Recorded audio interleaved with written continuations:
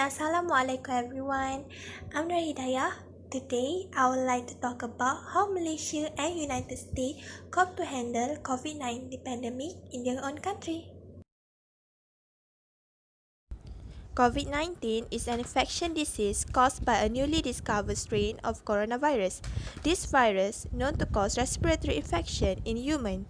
The first cases of COVID-19 was reported on December 2019, and the source of the outbreak has been linked to a wet market in Wuhan, China. COVID-19 can be transmitted from human to human.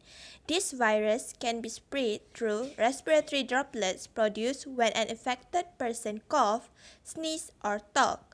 This droplet can land in the mouth or noses of people who are nearby or possibly be inhaled into the lungs.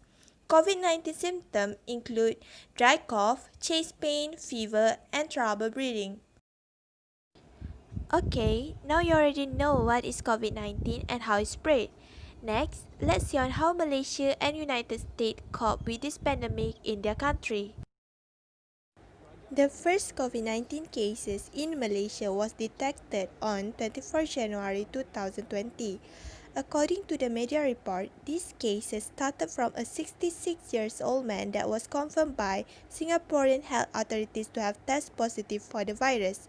Since then, the number of confirmed cases in the country soared, followed by a religious event that was held in Seri Petaling, Kuala Lumpur, the capital city of Malaysia. The event, organized by the Islamic Missionary Movement, Tabligh Jama'ah, was attended by an estimated 60,000 people from all over Asia. Of these participants, 40,500 were Malaysians, while 1,500 were foreigners from Brunei, Indonesia, Singapore, and some other countries. The number of positive COVID-19 cases in Malaysia rose from 99 on 8 March to a whopping 200 people in less than a week.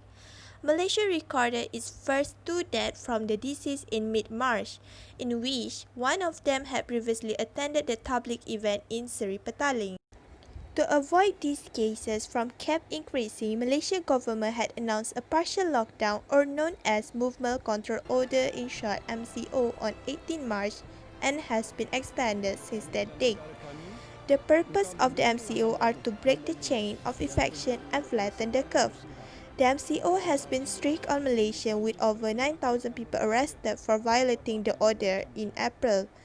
Roadblocks also have been implemented across the country and a curfew been imposed for all vehicles from 6 a.m. to 10 p.m. daily. Second ways Malaysian government did to cope with COVID-19 situation is by setting up a special fund known as COVID-19 Fund. The fund purpose to raise money that will be channeled to patients, particularly those who are affected financially due to the quarantine procedure. Through this fund, RM100 will be given daily to those who have no source of income throughout the quarantine and treatment processes. Other than that, the money collected will be used to cater for medical expenses such as buying crucial equipment and other supplies. Third ways are individual self-precaution. COVID-19 shares similar traits with severe acute respiratory syndrome SARS, and both viruses pose a global threat. Therefore, several measures have been taken to halt the spread of COVID-19. This new normal life was having an impact on Malaysian life. Most of the people have started working from home. For example, Malaysians even prefer to stay at home for future protection from germs and virus due to fear and anxiety when going to the supermarket, public transport, or traveling. They have also practicing wearing protective masks when they are out in public, frequent hand washing, and avoiding mass gathering. Second country is United States. First confirmed cases of COVID-19 was detected on 21st January 2020. A man who is 35 years old recently returned from Wuhan, China, where an outbreak of pneumonia caused by this COVID-19 has been ongoing since December 2019. He informed the clinic that he had 4-day history of cough and subjective fever. The way US country cope with COVID-19 in their country is by announcing a lockdown. The lockdown is far from complete, with California issuing the first order for citizens to avoid non-essential outdoor activities in mid-March, but major cities and potential hotspots have issued a stay-at-home order. Chicago, the third most populated U.S. city, issued an effective lockdown as of Saturday, 21st March at 5 p.m. until further notice, while also closing all public facilities. However, there is no national policy on lockdown as yet, leaving many U.S. citizens free to travel across state, potentially from hotspot areas to ones as yet largely unaffected by COVID-19.